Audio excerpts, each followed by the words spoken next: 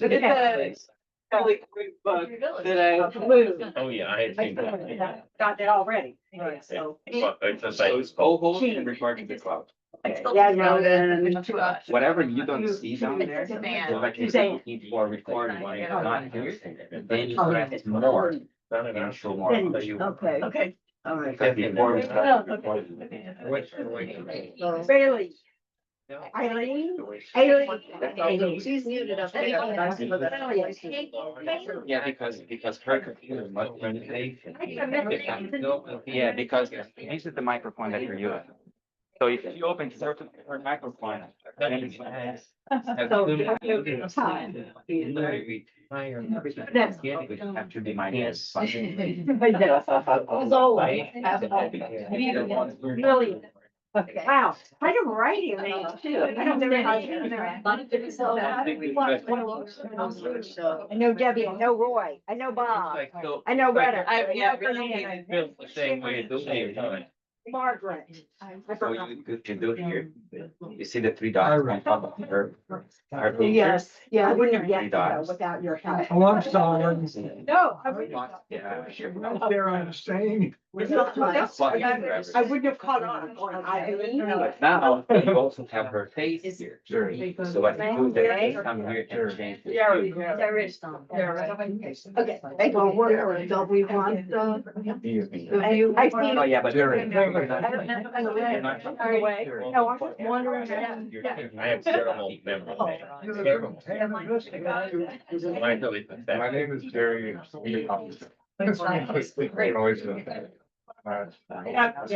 Not doing very much. This is Shakimuni Buddha, I'm going to say. Never mind. So you come here on the view Yes. and then you do gallery. And that's how we want to keep it. Mhm. You know, can they hear the airy part? So they say, oh, Gary, oh, Gary.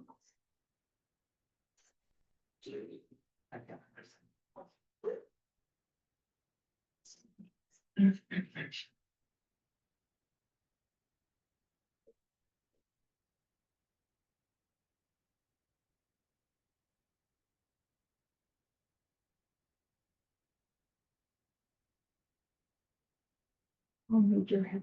Okay.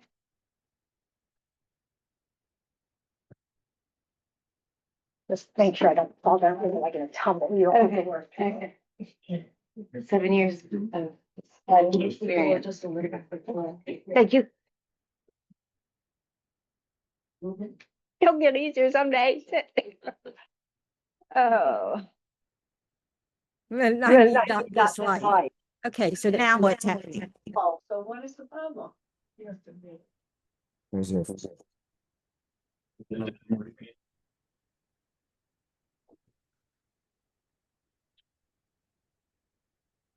Do it again.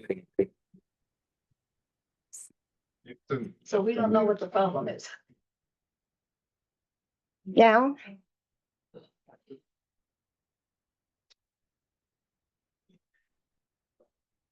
No, we didn't figure it out. We just tried something that worked. There's a big difference. Because we're not really sure what, because sometimes it's the order of things being turned on. It's weird. Okay, so view gallery. Hello, folks at home. Yeah, Sorry, I usually take notes, but I don't have pen and paper. I'm gonna use my phone. And I just- please, you don't even have to Well, apologize. I don't want you to think that I'm like not paying attention or being rude. You're not gonna, yes, it's no problem. I've even sent text messages during class.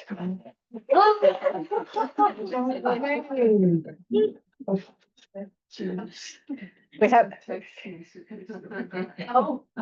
sometimes there's a little few minutes that you can introduce yourself to each other. And during that time, usually the nuns, nobody comes up to the nuns, or even the monks or whatever, whomever. And so I thought, oh, well, I can just text people in the Zoom class. So that's my excuse.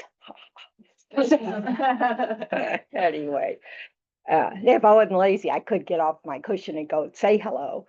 But it's very hard to get up and for me to get up from these cushions. So, uh, especially when they're on the floor. I can kind of do it on this, so, because one foot's out. Anyway. Oh. So let's take a few minutes to just settle our minds, kind of let go of the busyness of what you were doing 2 seconds ago, the busyness of what you'll be doing later, and just be present with your breath, with your body sitting here, bringing your awareness to like your body sitting here.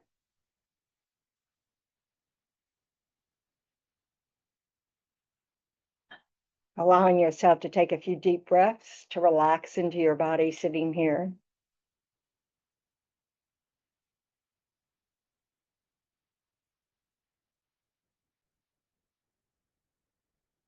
And just think that you made the decision to come, you showed up, and now you're here. So there's no other place you need to be. You can allow yourself to give your full attention to being here.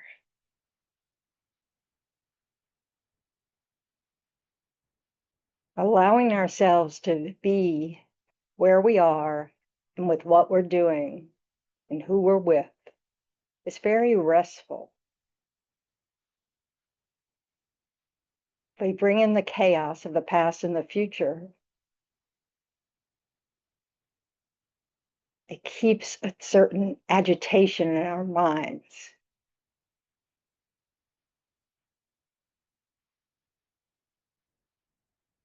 So becoming skilled, resting in what's going on, keeping your focus on what's going on right now.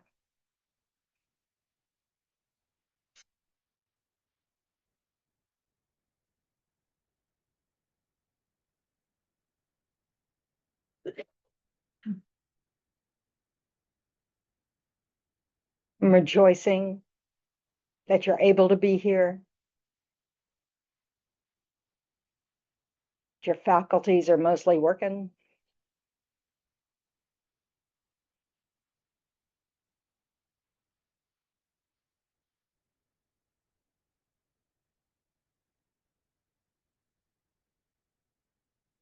That we have the good condition of leisure time.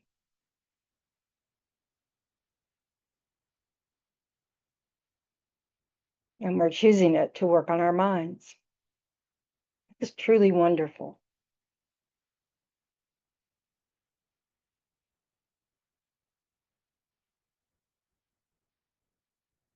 So recalling the reason you showed up, set an intention to use this time well.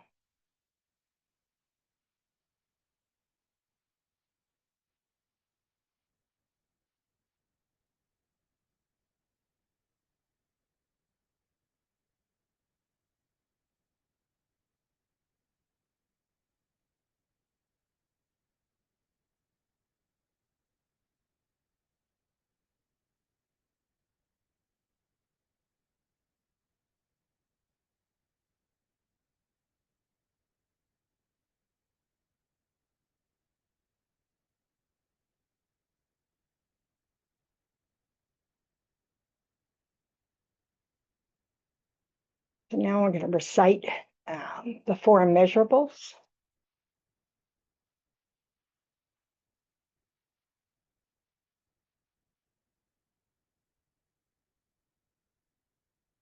First, we're going to acknowledge Gina. Everybody turns their head to that.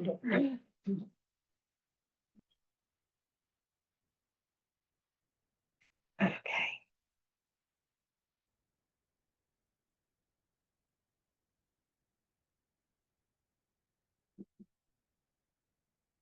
Okay.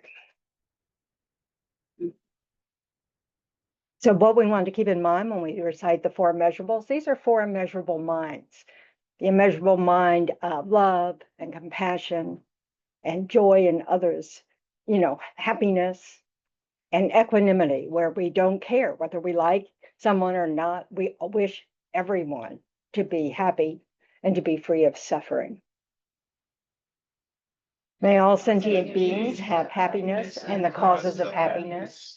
May all sentient beings be free from suffering and the causes of suffering. May all sentient beings be inseparable from the happiness that is free from suffering. May all sentient beings abide in equanimity, free from attachment for friends and hatred for enemies. And those of us comfortable reciting the refuge prayer.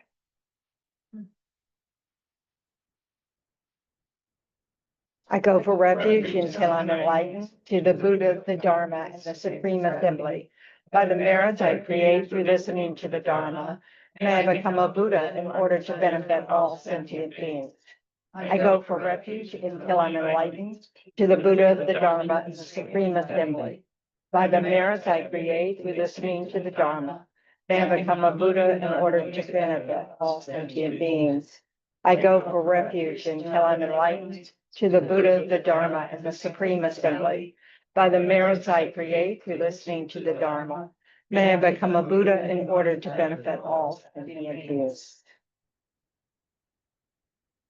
So last week we were talking a little bit about what? First pop quiz. Yeah.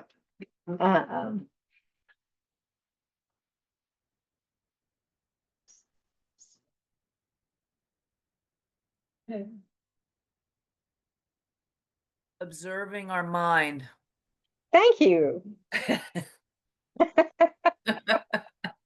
Well done, Sherry. She's in North Carolina. So observing our mind, the importance and the usefulness of being aware of what's going on with our mind, what's going on, with our bodies, just being aware all the time about this inner world. What does that sound like?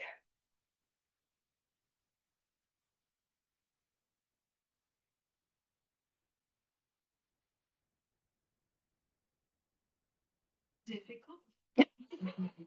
Yes, it does sound difficult. Does anybody have the reaction as kind of self-absorbed? Okay.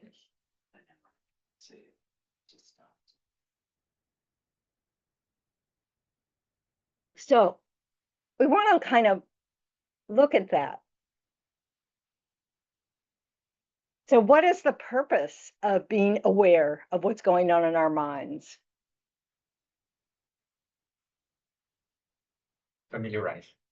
Familiarizing ourselves with what? Behaviors. Behaviors? Is that really what the, what kind of behaviors? Intention. Mental patterns. Mental patterns, so mental behavior, our habits of mind, So what's the point of that? To transform them, To transform them. Why would we want to transform them? because we ain't doing so great the way you. We're not doing so great. Okay. Bob's being very direct.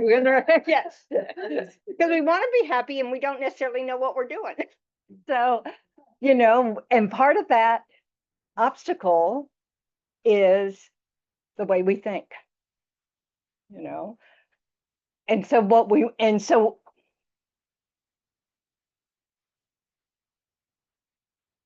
what we are trying to do is, first of all, find out how we think. Some people discover that if they look, they'll notice that the first thing they notice is something negative. Come into a room and their first thought is, so-and-so's here. And it's not a good so-and-so's here, or, I didn't dress right. Or, we notice something off that we don't like or we're worried about or whatever, or something about other people. Like, can you believe what they're wearing? So we want to know if that's a habit we have. Because right away we're miserable. as soon as we have that thought, what are we focusing on? Yuck. So can we imagine what it'd be like if the first thing we notice is something positive?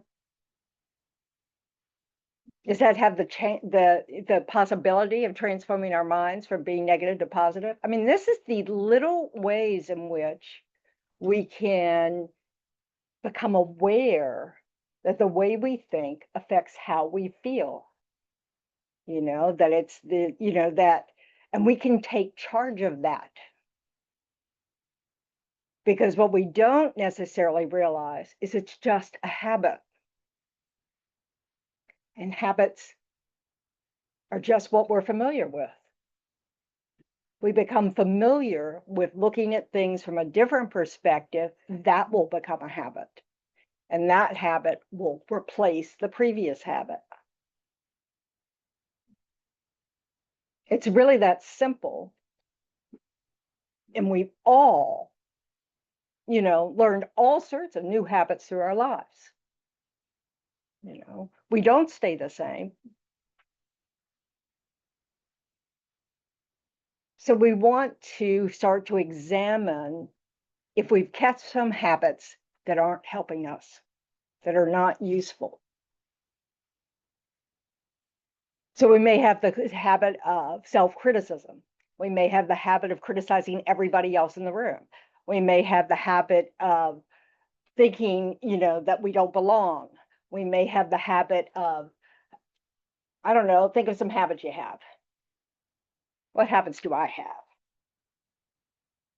Late. Being late? Is that what you said? Being late? Okay. What's projecting? How many people think they can read the minds of everybody in the room? You walk in and think, oh, we kind of think we know what's going on with people.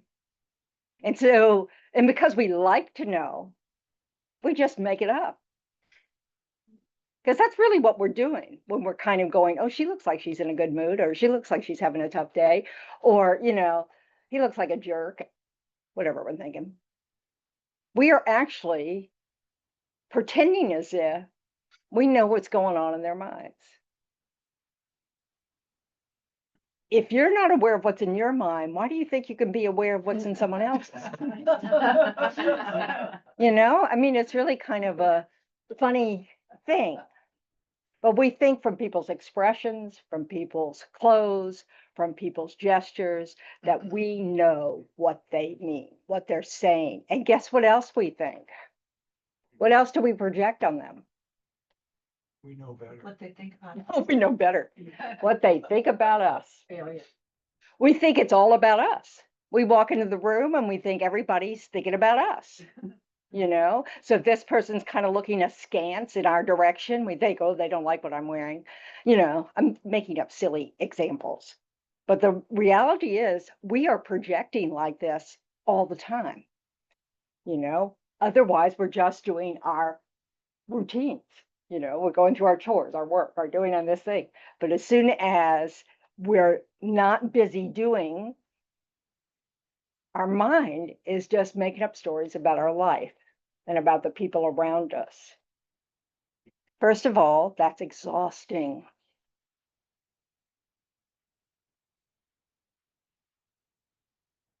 So we want to notice how we spend our mental energy.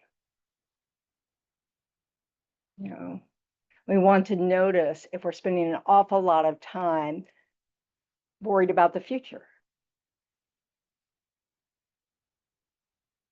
reminiscing about the past, rehearsing arguments,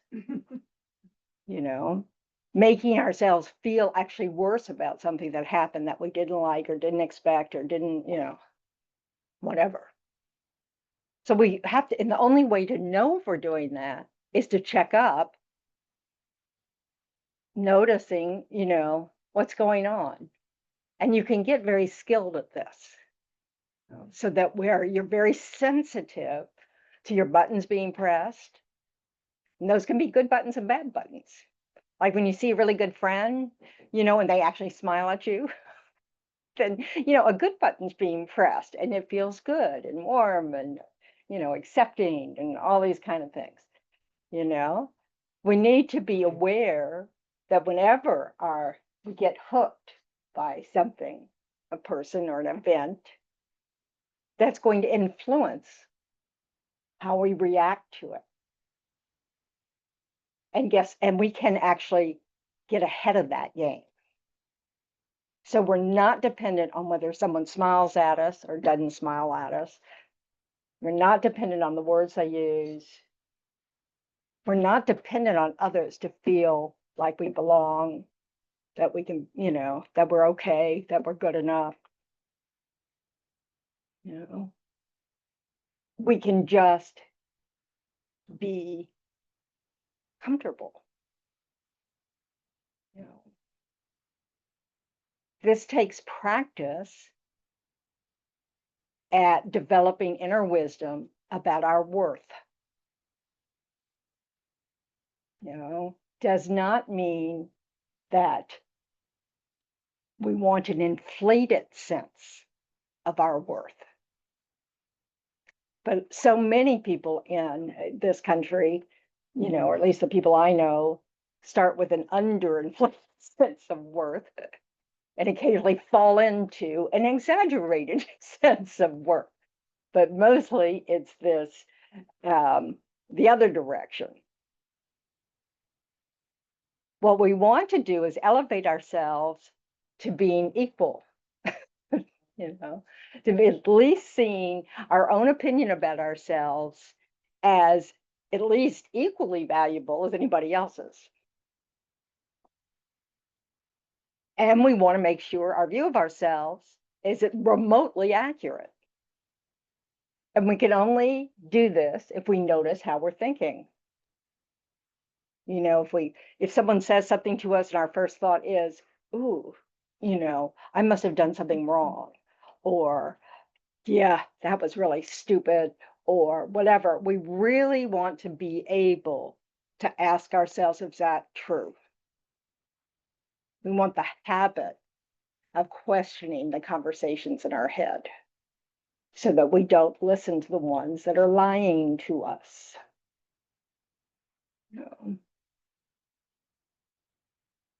And that takes practice. And it takes developing a certain confidence that you have worth just as you are. Now, Buddhism addresses this by, the Buddha said, guess what? You all have, every sentient being has the potential to become a Buddha. You have everything, every capacity that you need to develop all the qualities of a Buddha. That's a pretty good basis. We don't start with the idea that we're flawed or that we no way or there's nothing, we start with this idea that we have the essential nature that allows us to abandon all the things that are destructive in the ways we think, speak, or act. And we can adopt all the ways in which are helpful, to others and to ourselves. Why does it matter if something helps others? What does that do for us? I'm sorry, somebody said something. I'm sorry, I still didn't hear that. We feel good. We feel good. I need to get my ears drained. Okay. It also gives us motivation to potentially use our thoughts for the sake of others. So it's motivating.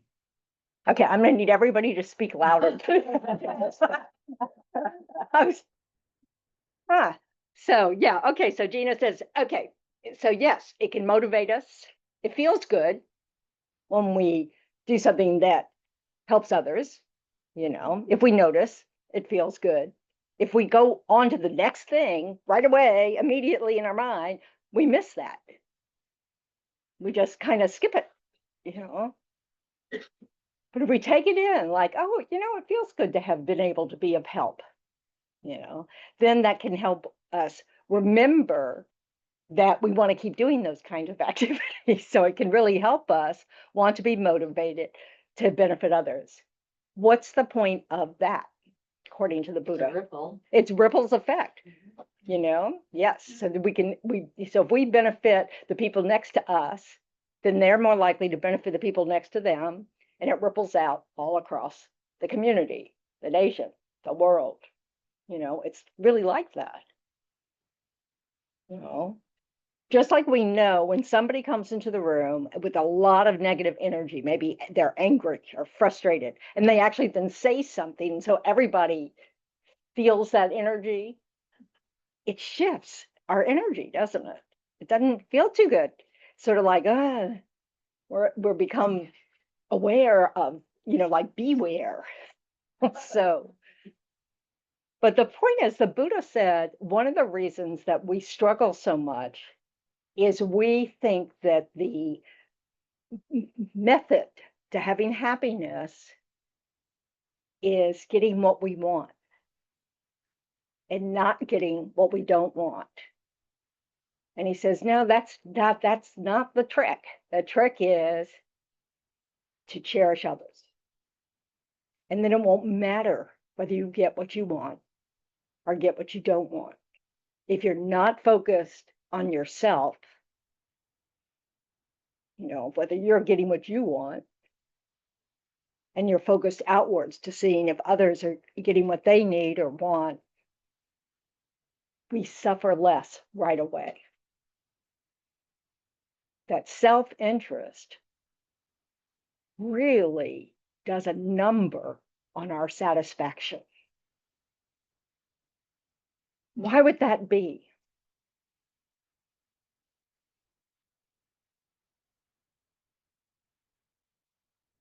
Because our thinking is flawed.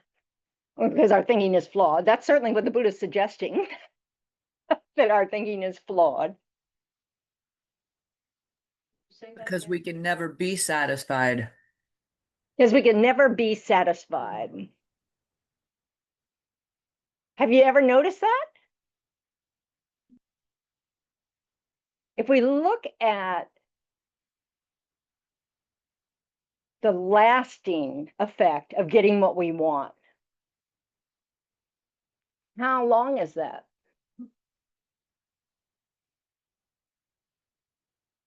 It's not, it's short. It's very short-lived. Impermanent. And It's then impermanent. it changes. Yes, totally impermanent. It doesn't fill. It doesn't fill up. It doesn't Anything. fill us up. It's not, you know, so that's why we want to start noticing when we do feel good and see if it's connected with something that's meaningful rather than something that tastes good, that's something that is, I don't know, indulgent, something that looks good on us, something that looks great in the house, something, the flashy car, you know, whatever, the new phone. You know, whatever ways in which we think, oh, well, you know, it won't hurt. I'll just go, you know, it'd be nice just to treat myself to this or that. Our use of continual consumer reward does nothing but increase our habit of craving and seeking some reward. You know, so when we sit there in the morning thinking nothing about except where you want to go to lunch and what you're going to eat, you know, or you sit there and, you know, you just waste a lot of time thinking about how you can put a Band-Aid on your dissatisfaction with some treat. It doesn't have to be food, obviously. I mean, I might not know that, but, you know.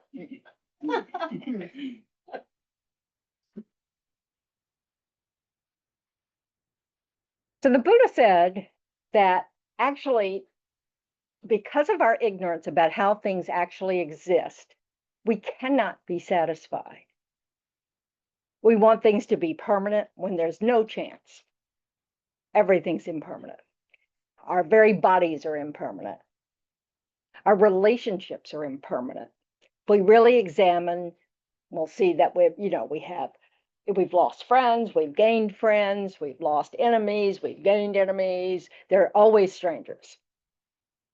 You know, So that's always changeable. And being able to go, well, that's the way it is. It's just the way it is. What can be the benefit of that being the way it is? Acceptance. I'm sorry. Acceptance. Acceptance is always a benefit. Why? Because acceptance is kind of a peaceful state of mind. It's resistance that's not so pleasant.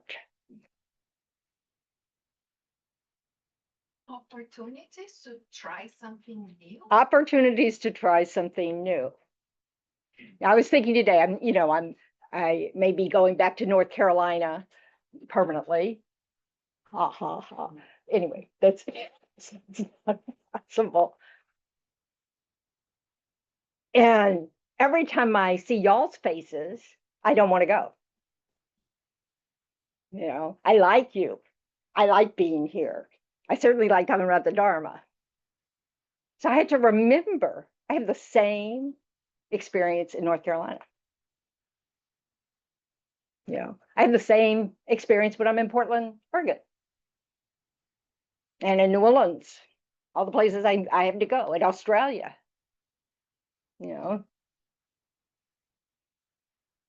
It is my thinking that I have to have these people in my life that creates the potential for suffering, because loss is going to happen. And it's not that we can just eliminate loss as a reality. But to think we cannot be happy without a particular person, thing, event, whatever, is not true. It's simply not true. No. And so when we're holding on to things that, like it has to be this person, it has to be this house, it has to be this car, it has to be this relationship, it has to be this, or whatever, we are setting ourselves up to feel a tension that we can't resolve. That's called grasping. That's what attachment means in Buddhism. It means exaggerating the positive qualities of something we like and wanting to hold on to it. And that causes suffering. That's not the same as enjoying things we like, enjoying relationships, enjoying foods, enjoying activities. That's nothing wrong with that. It's when we cling to it, thinking that this is a necessary feature for me to be content. That's a lie. It's not true. And you can just look at your own experience through life to see how many things have changed, how many times you thought you'd never be happy again, and then you were. How many times you thought, oh, you have to go to a new place, and you think, I'll never make any friends.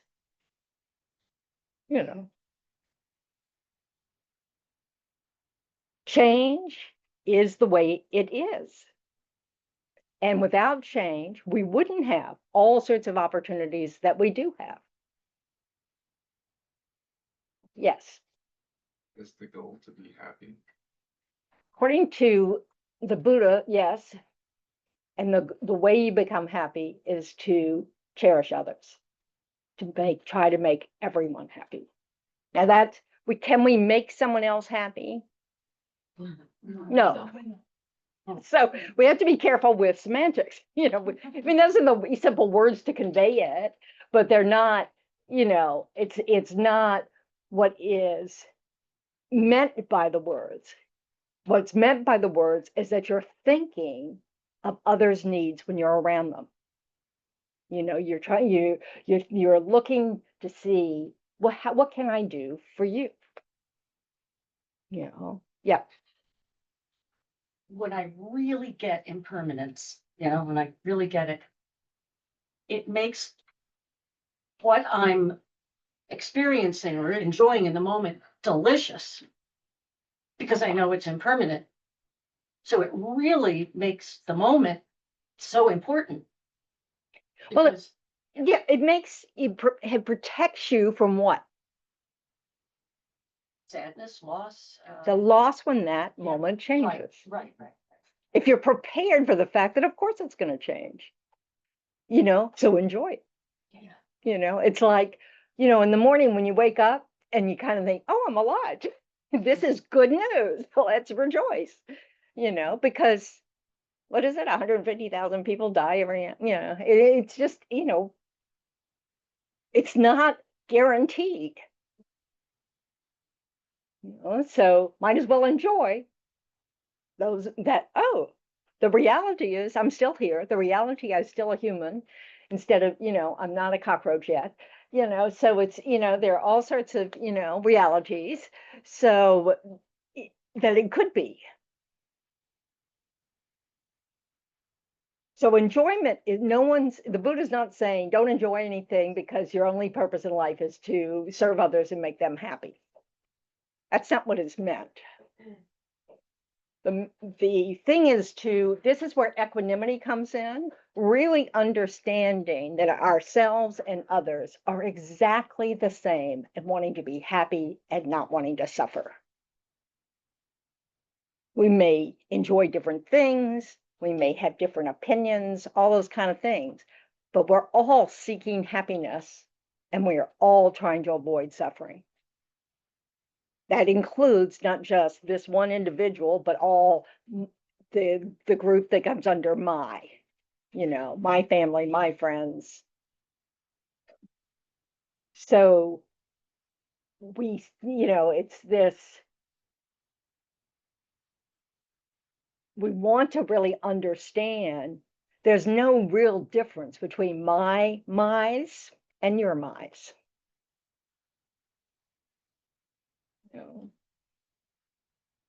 That you care about them and like I care about mine.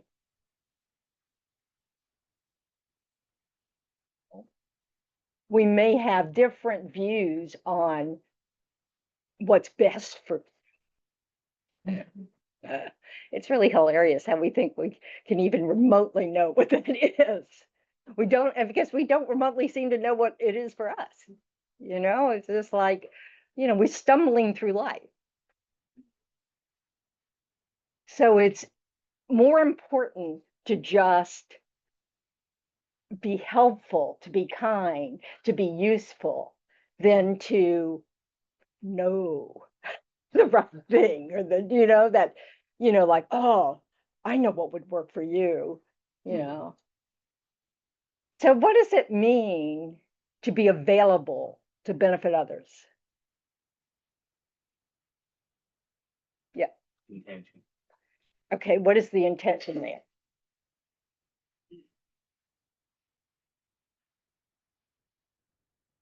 Hard to describe.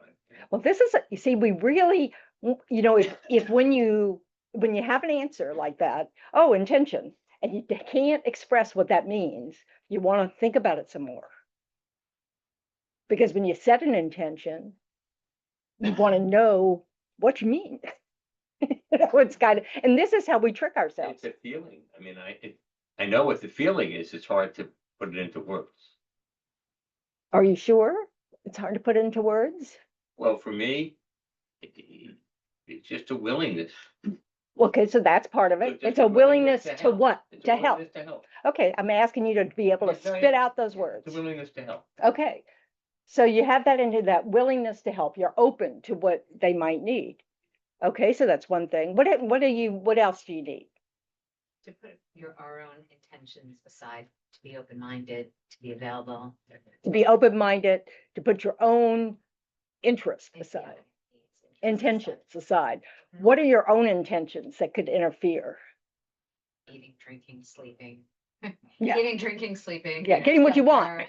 Yes, All the self-cherishing. what I want to do next. Yeah, what do I want? Yeah, okay. What else do you need? Yep, I think you need to be vulnerable. you need to be vulnerable. Why does that help? I think it allows you to connect with others. Okay, so that helps your connection with others. it's like if we're not vulnerable, if we can't recognize our own vulnerability, how do we spot others? And how are we there for them? You know? So, and one of the things we want to be vulnerable to is maybe what's going on for them or how we could be of use for them or benefit them might not be pleasant. You know? So we want to be attentive. We want to get to know the people who are in our lives well enough to kind of be able to see what their body language is telling us. And when we don't know, we want to ask. So we get to know them better. We want to set up a condition for people to feel like they can tell us stuff in order for us to be able to, you know, so they can be a reciprocal relationship. But mostly it's also just noticing. I mean, we all see things happen where, I don't know, somebody drops something and somebody else goes and helps them pick it up, you know. And so it's that kind of awareness that you're not just caught up in your own stuff. You can notice what's happening around you.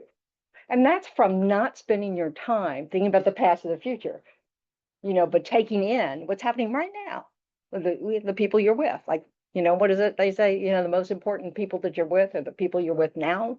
The only people you can benefit are the people you are with now. You know, we can reflect to help us benefit others in the future. That's useful. You know, when we have quiet time and we can think about, I'd like to do more. What is it I could do? You know, think about that. Think about what obstacles there are. See, think about, you know, how to train one's mind to notice. And what's lovely about it is if we pay more attention to what's going on in our inner world, we will have a better understanding for what's going on in others' inner worlds. Because we're not that different. Subject matter will be different. The names of the loved ones will be different. The names of the enemies will be different. The names of the strangers will be different. But it's, you know, it really isn't much difference in terms of all the emotions we have, you know, the hurts, the frustrations, the happiness, the, you know, helpfulness, the generosity that, you know, we all share these characteristics. There's a reason why all the religions in the world, when they talk about what are good characteristics, say the same things. And what do they reflect? Our capacity.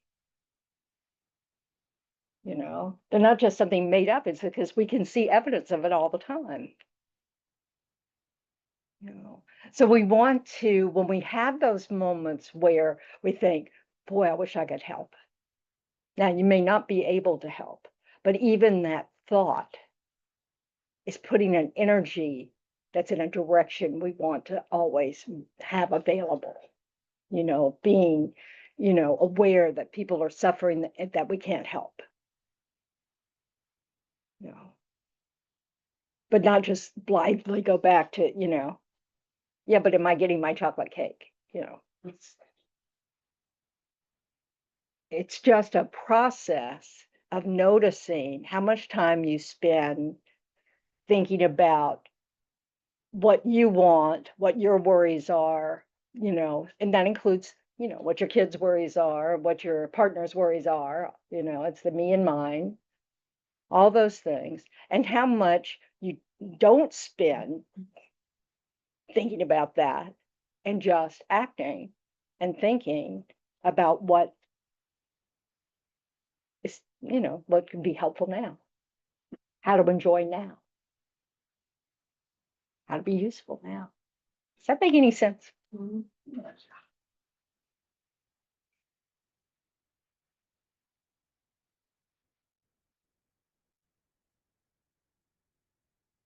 So being aware of the reality of suffering, that is just a fact of life. Things are not going to go the way you want. You know, people get sick, you get sick, you don't, you know, you don't get what you want, things break down. You know, our bodies are the best example of thinking if you're aging at all, which we all, of course, are. so, but also, we will also continuously meet with the unpleasant. We will not have, and no matter how rich you are or how powerful you are, you will not have an endless sequence of just meeting with what you want. Because even people who are rich and powerful, their bodies fail. They wake up with stomach aches.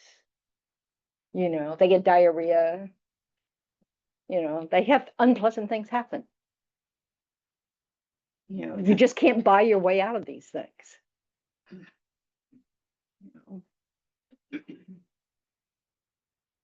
So but resisting that puts a tension that's, it's just like we cannot win with that attitude.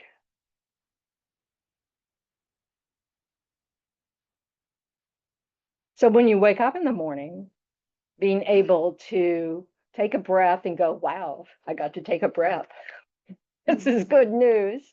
But just, obviously I'm exaggerating it to make it silly, but it really does help to just, okay, I'm back. This is good.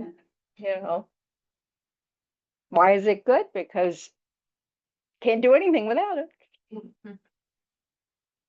And then think about, okay, how do I want to make this day bring me happiness? And if you follow the Buddha's advice, you think about how you can cherish others.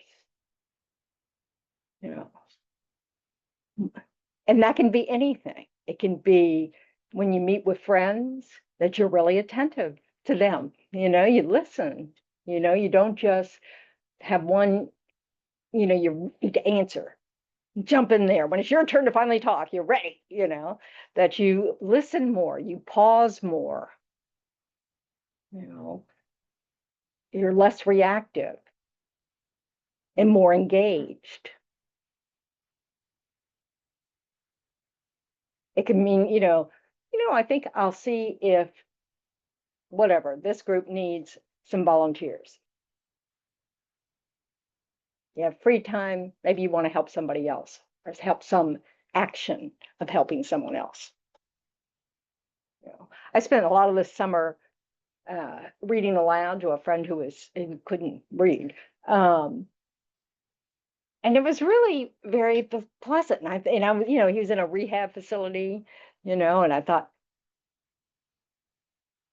people can really benefit from people's willingness to show up at places like this because they don't all have families.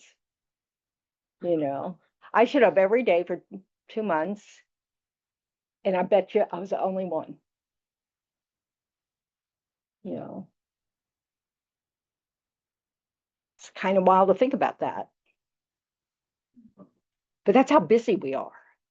So even family members can't do that. So it's, so if you can make the time, that might enrich your life. Doesn't mean you have to show up every day. That just was an opportunity I was fortunate to have. So, but it's, so we want to see, how do we want our day to be shaped?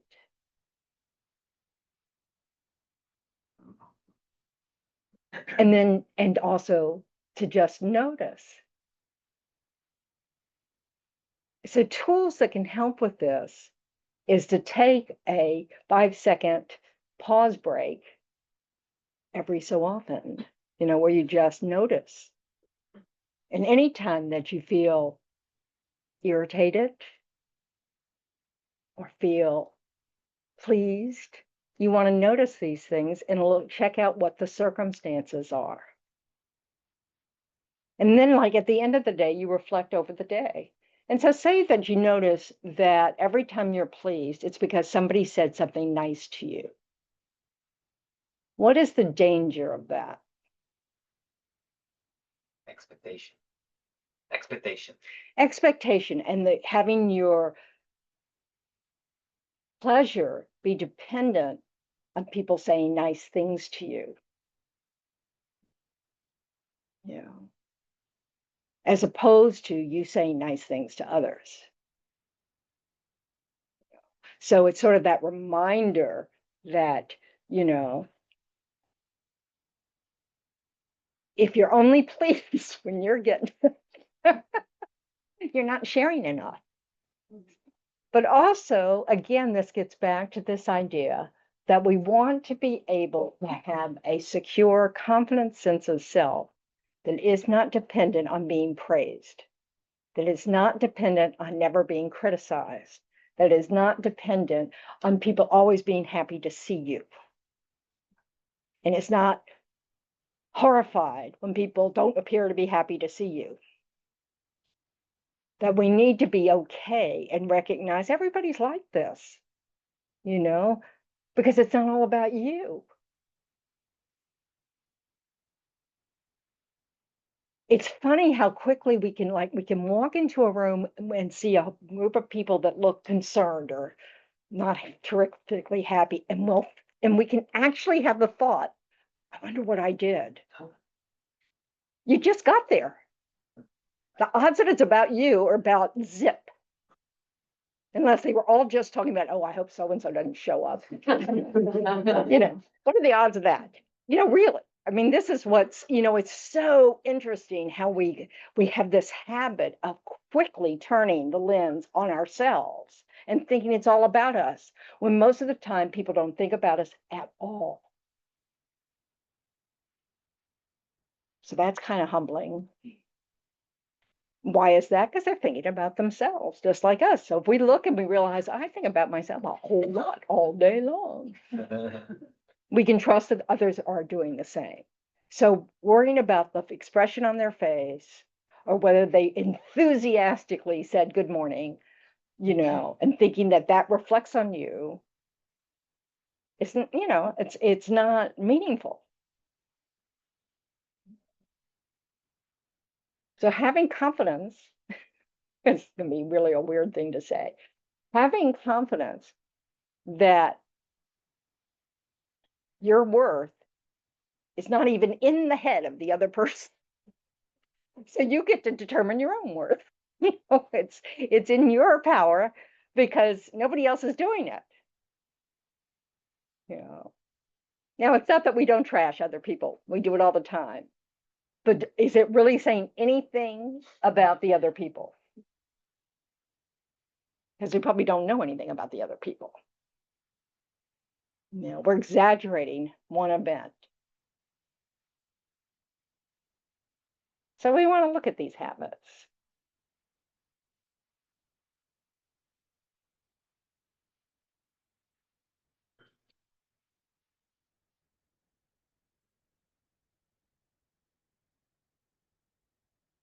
Somebody name an obstacle they have to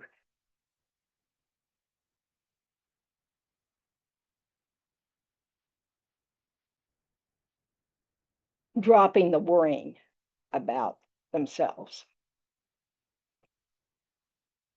Yeah. If I drop the worry of myself, I'll start performing more poorly in my job because I won't be worried about doing one. Yeah. And I can understand that, you know, and it's interesting, isn't it? When actually probably your performance can be impaired due to worry. You know, it's like when we're confident about something, does anybody remember learning how to drive?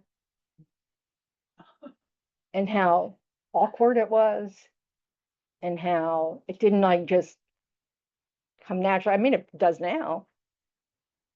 But because in the beginning we were worried or overconfident, which some people can do that, I guess.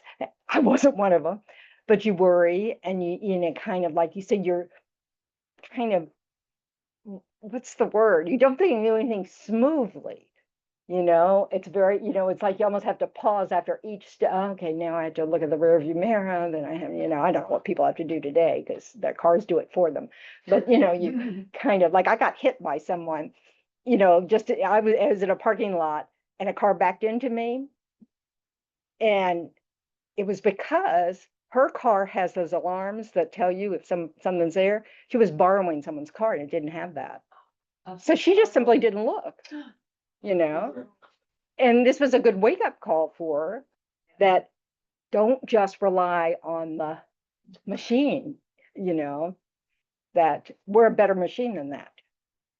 So we really need to see in which that there's a difference between paying attention to what you're doing, like when you're working, you do need to pay attention. If you're not paying any attention, the likelihood is you won't do a very good job. You know, worrying about how you'll do might be more of an obstacle. If you're not confident about something, you have to ask yourself, what's that about? Might be because it's new. You know, so you haven't had time to develop confidence about it. You know, you still learn it. Is there anything wrong with being at that stage of learning?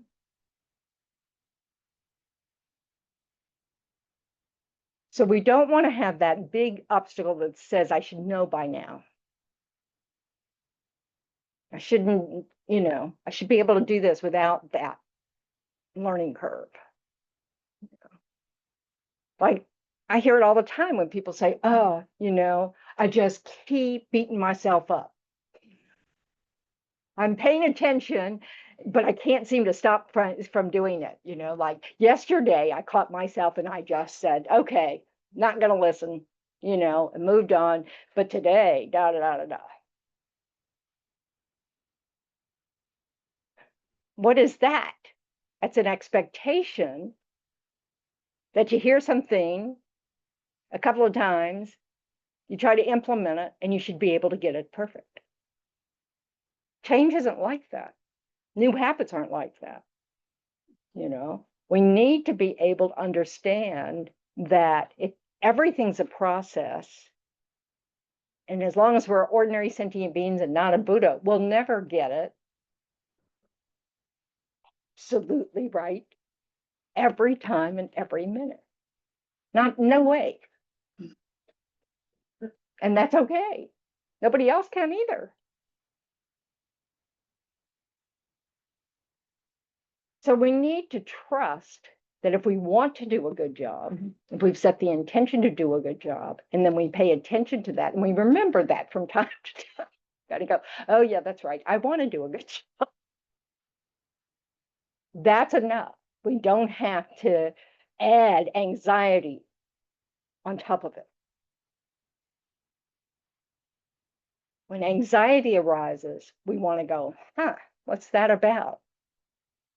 And it may be because you've got a new activity you're doing and you're not familiar with it. It may be because suddenly you're worried about your reputation. It may be suddenly you're worried about, I don't know, somebody said something in a tone of voice that reminded you of, you know, your parents. You know, we need to just be aware that it doesn't follow that anxiety equals mistakes. If I'm feeling anxious, I must be doing something wrong. That's not true. If something breaks, I must have done something wrong. That's not true.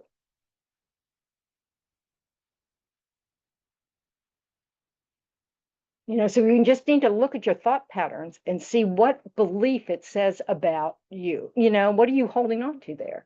If you have the habit of always thinking that you should be able to control everything, you know, you want to know that you have that belief, that you should be able to master everything, have control over everything. Because that's not true. You cannot do that. So if you're setting standards for yourself that are too high, that are too unrealistic, not too unrealistic, that's a kind of like such a unnecessary modifier. It's just wrong, you know. These things add stress to our lives. If instead we think we can develop an attitude that says, I'm good enough. Doesn't mean I'm not going to try, not going to learn new things. It just means, I come as I am, and what I am is good enough. Because that's all we can do for now.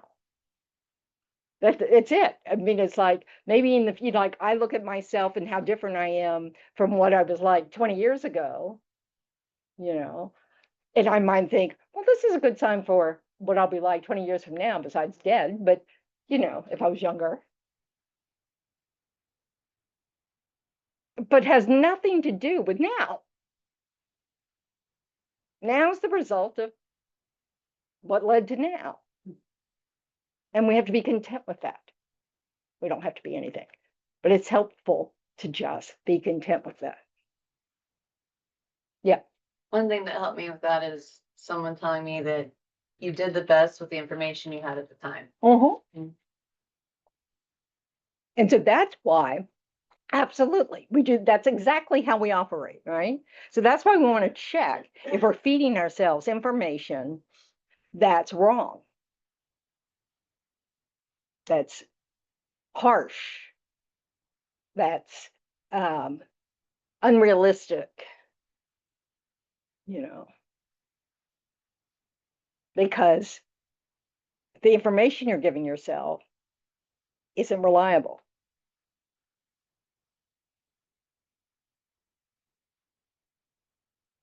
So you really want to take these, the struggles that you have, that you notice that you have, and then reflect on, are you giving yourself information in your thoughts that are putting up obstacles for you, making it hard to make changes.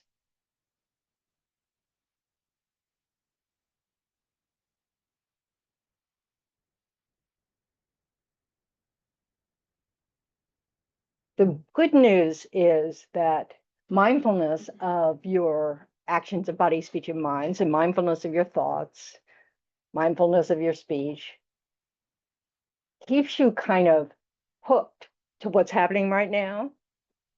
And that's very restful. When we clutter our minds full of everything that's not happening now, which we're very capable of doing with our worries, or even our desires, we get caught up in daydreaming, it's just, but if it's not happening right now, because something's happening right now that we have to expend some energy on. So when we're demanding of ourselves to not just take care of now, but also take care of the past and take care of the future, that is not restful. Anybody practice mindfulness this week?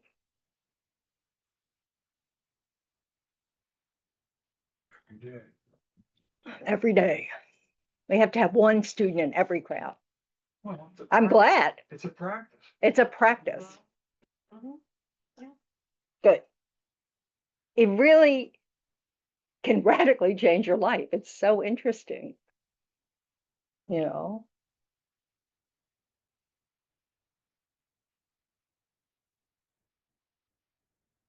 Did anybody practice setting intentions? Yes. How's that going? That was good. Like what? Look, so you come to class and you set an intention. Well, I'm going to try to listen, to what's said. I'm going to try to think about what's said, and have an open mind, and then you do that. Should your intentions be more anchored in like present moment, or is it more like a long-term thing? It's sort of more like, it depends on the activity. Like if you wake up and set an intention for the day, okay, that's long enough. But you can also have the far-sighted intention that the reason why you want to do this today is because you'd like a series of these days. that you want it to become a habit. Oh, so it just depends. Like most of the things we say are so that we can become enlightened for the benefit of all sentient beings. That's sort of a standard Tibetan Buddhist. You just tack that on to everything. So, so I can become enlightened. That's a very big view that's probably going to take a very long time, But the purpose of it is to be a reminder all the time that my happiness depends on understanding that the happiness of others is how I'll get that. That it's my happiness is dependent on others' happiness. So just like that angry person who walked into the room, and jarred people, it's that we really want, because if an angry person walks in the room and your response to them is compassion and how you could be of help, does their anger matter anymore to your mood? Is that what you're focused on, or are you focused on just something's going on for this person? Can I be of help? So setting an intention, and it's really get it into a real habit form. It's good to do it every hour, or at the minimum, let's put it this way. The minimum means every so often, and then, but if you do it every time you change activity, so that it becomes a habit, so that the way you just start thinking about things is like, so you're mindful when you get in your car and about to drive, you set an intention. Well, this car is a weapon. It can cause great havoc. So I'm going to pay attention to driving and to safe driving. And I know how to be a safe driver. So I'm going to just pay attention so I get wherever I'm going safely and don't hurt anybody on the way. Then you get out of the car. Okay, I'm getting ready to walk into my house where people that I love live. I want to walk in, not distracted with all what I've been thinking about, but I want to walk in with a loving attitude and being very, open to hearing about their day. Then you have dinner. I mean, you can just set these things. Oh, I would like to have, good conversations with the people at the table, or I want to eat healthily so that, that helps my body. And how does that help? Like I'm a terrible sugar addict and I have to really watch it, because it makes me feel terrible. And when I feel terrible, I'm not a very nice person, so it's hard to be, like care. You're feeling terrible. So, one of the things I can do for others is not eat sugar. No. And it's just so you can set that intention. Because when I do the opposite of that, which I do, it's sort of like I'm just saying, well, I don't care, however, and I really don't want to be like that. So it makes it a little easier to skip the sugar. Doesn't make it perfect. I'm not perfect. So it's just this process of being in the habit of being intentional, about what you're doing and making your intentions match your values, which feels better. It's recognizing that this is important to you. It's important to do a good job at work. That's important to you. And that has value.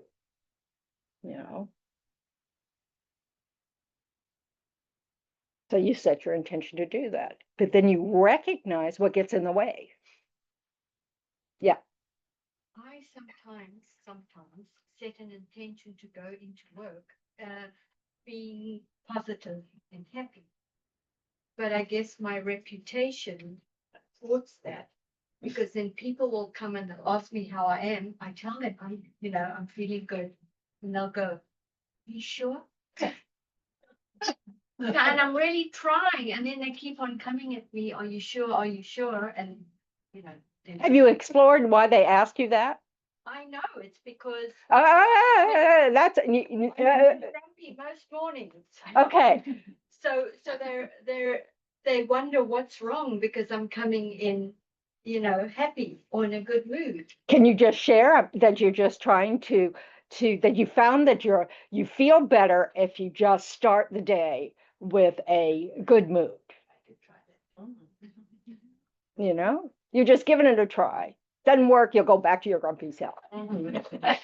You know, I mean, it's just, you know, so when you know why, and I will question that, but it's, you know, you really, if you don't know why, sometimes you can ask, why are you asking me that?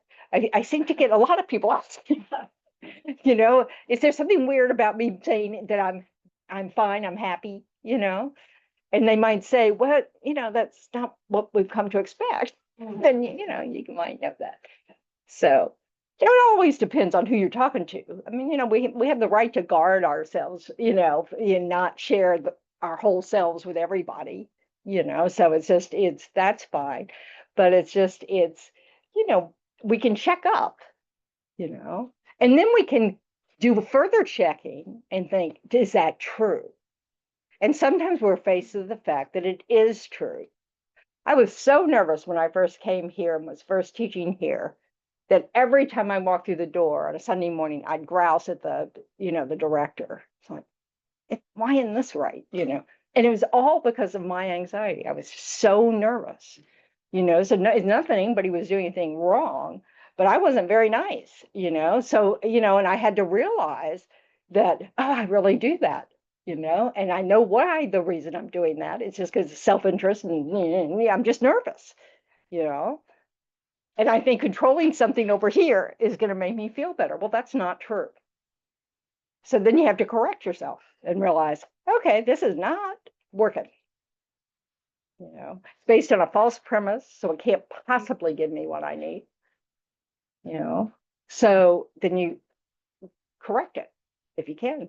If you can't correct it, then you ask somebody for help with correcting it. You know?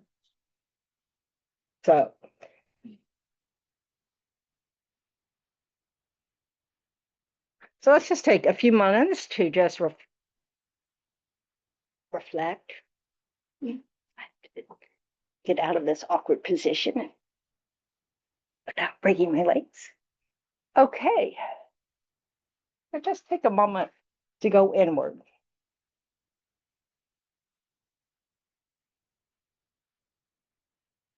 Just kind of scan your body for any points of tension. Notice if your neck is tight or your shoulders are tight, or even if your face is not relaxed. And take breaths and allow these areas to soften.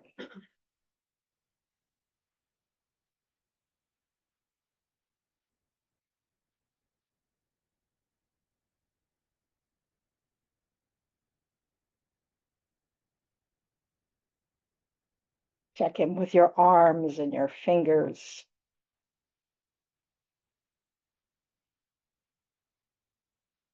All the way down to your toes.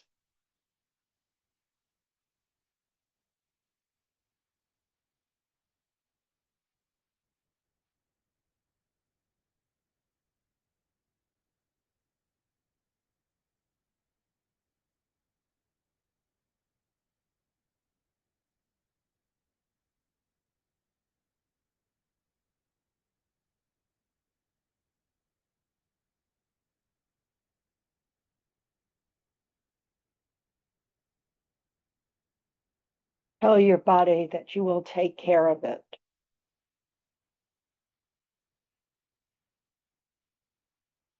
Breathing into those spots of tension, those aches and pains. You may not be able to fix it, but we're not going to try to make it worse.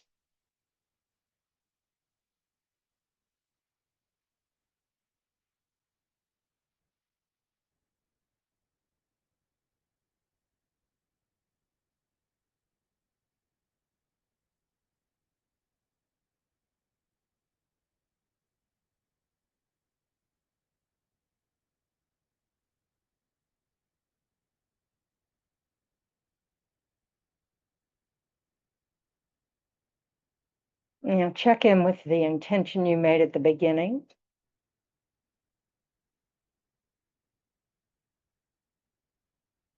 And pat yourself on the back.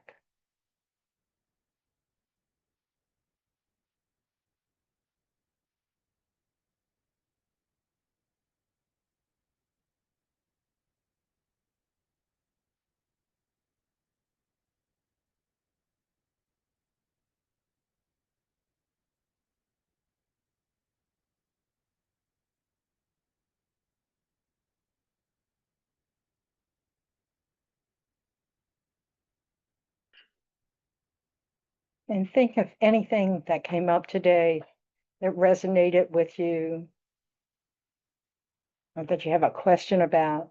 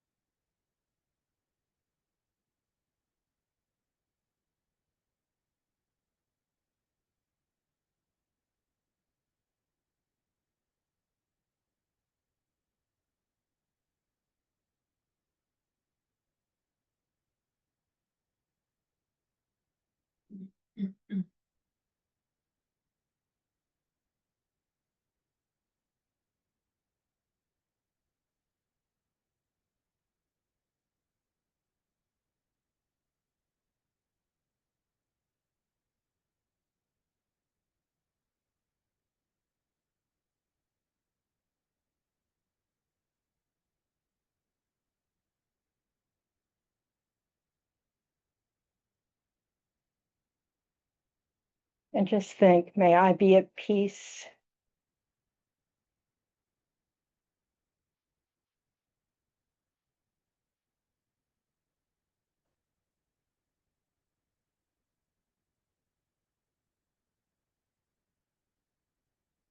May others be peaceful.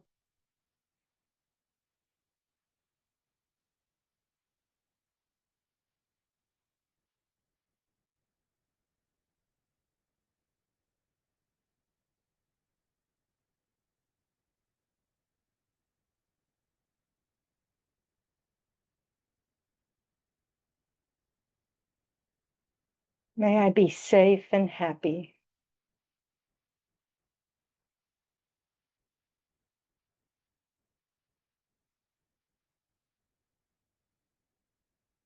And may others feel safe and happy.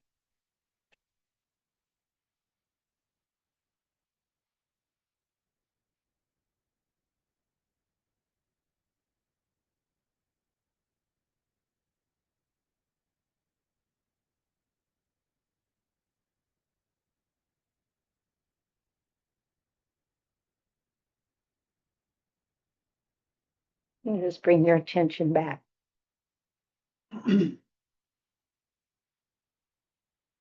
Can really help from time to time during the week if you're feeling yourself be kind of overwhelmed or just, to just take a moment to pause and wish yourself well.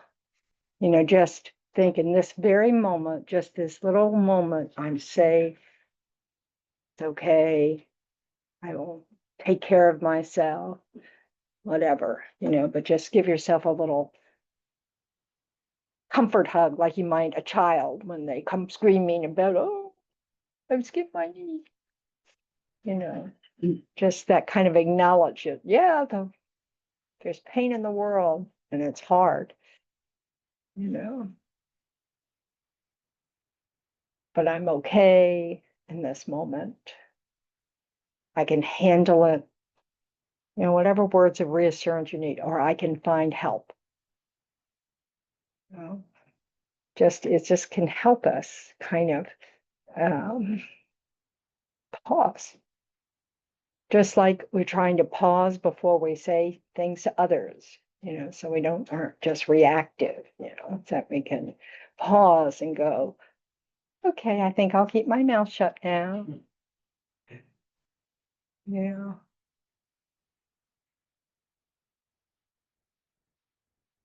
Any thoughts or questions, Les?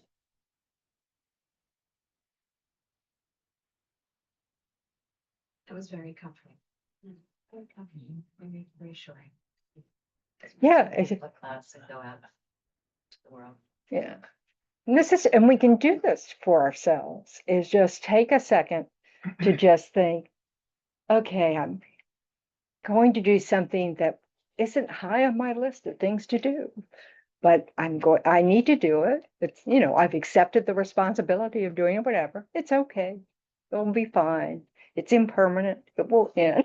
Give yourself whatever little pep talk you need through the day, to accept reality for what it is. Whatever's coming up, you can handle it. It's okay. But, just whatever words of encouragement you need, developing your confidence instead of the way we, often just tell ourselves we're not good enough or this is a disaster, all that stuff. But we made it this far. We have some skills. So we're just trying to learn some skills that might, help us be less grumpy when we go. I can so relate. Ah. Okay, so the last thing we like to do, when I say that royal we, it's just that the Tibetan Buddhist tradition, is make dedications. So we're taking any positive effort we made this morning, any positive actions we may have, like we may have said kind words or sent out kind energy or just listened attentively. Any work we do on our minds is very positive work, and so we want to be happy that we're doing that, and then according to Buddhism, that creates the cause for us to receive, good conditions from time to time. I mean, that's just the way it works, that, it's that what goes around comes around, blah, blah, blah. So we put out goodness in the energy in the world, or we put out attentiveness. This creates a cause for us to have pleasant things to happen. So we want to dedicate that for the benefit of others. We don't want to hoard it just for ourselves. We want to think about the suffering of others and make the wish that it will benefit them.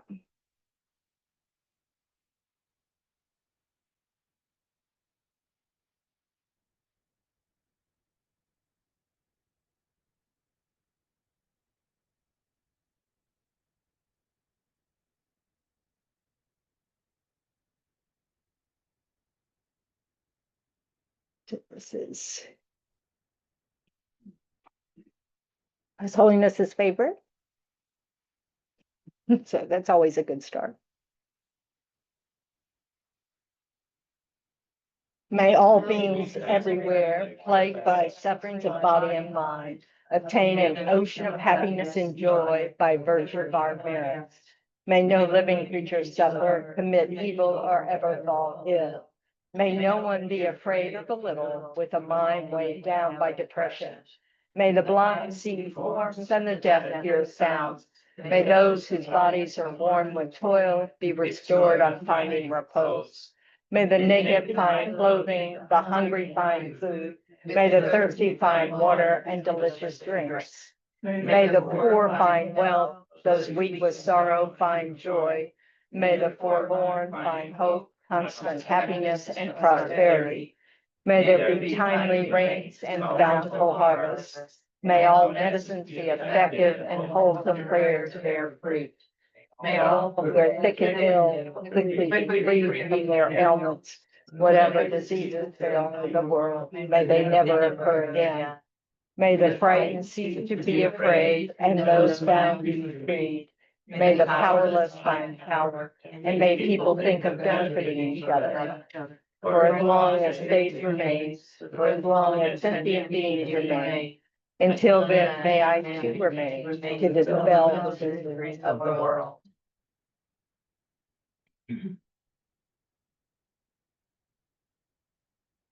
And then these are the two dedications that are sort of all-purpose. If you're Buddhist.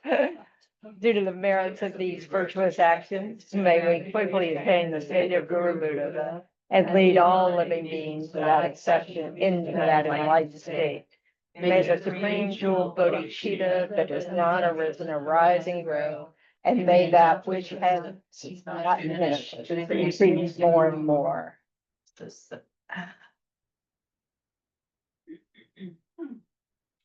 The long life prayer of His Holiness. In the land encircled by snow mountains, you are the source of all happiness and good. all powerful Chenrezig Tenzin Gyatso, please remain until samsara ends. And then for the swift return of Lama Zopa Rinpoche, peerless teacher and assembly of the children of the victorious ones, Pravakas and Pratyeka Buddhas, victorious Luzon father and son, lineage master, all the objects of refuge of infinite lands, please bestow the virtue and goodness of accomplishing this prayer here and now, holding and spreading the Muni's precious and complete teachings through explanation and practice. You wore the armor of patience that never discouraged. Palpable venerable Guru, to you I make request.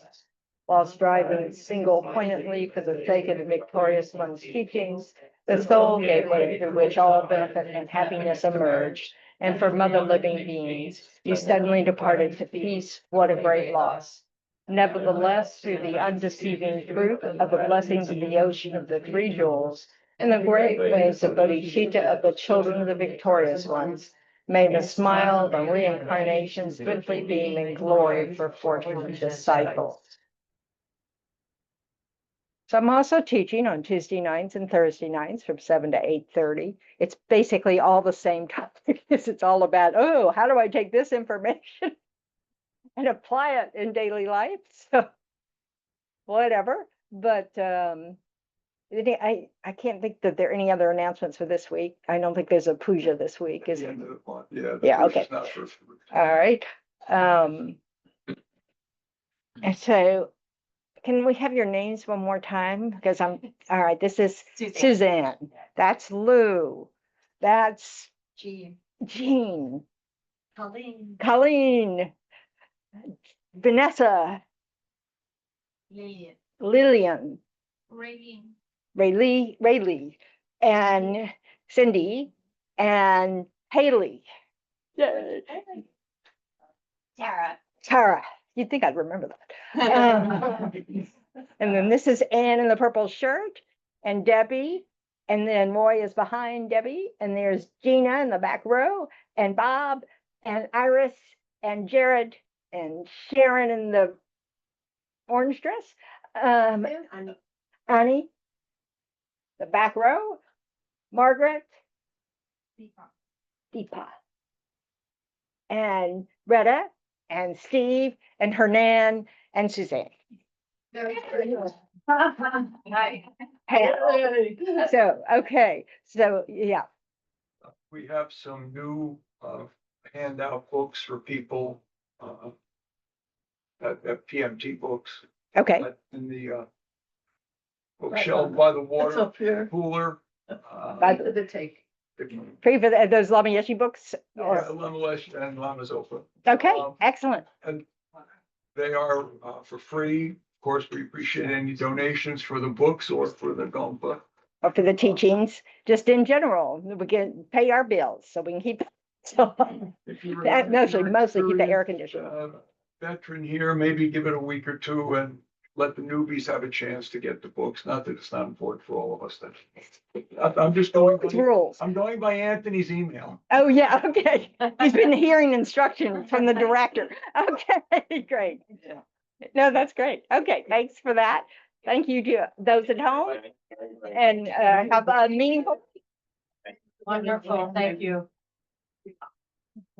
I'll just report.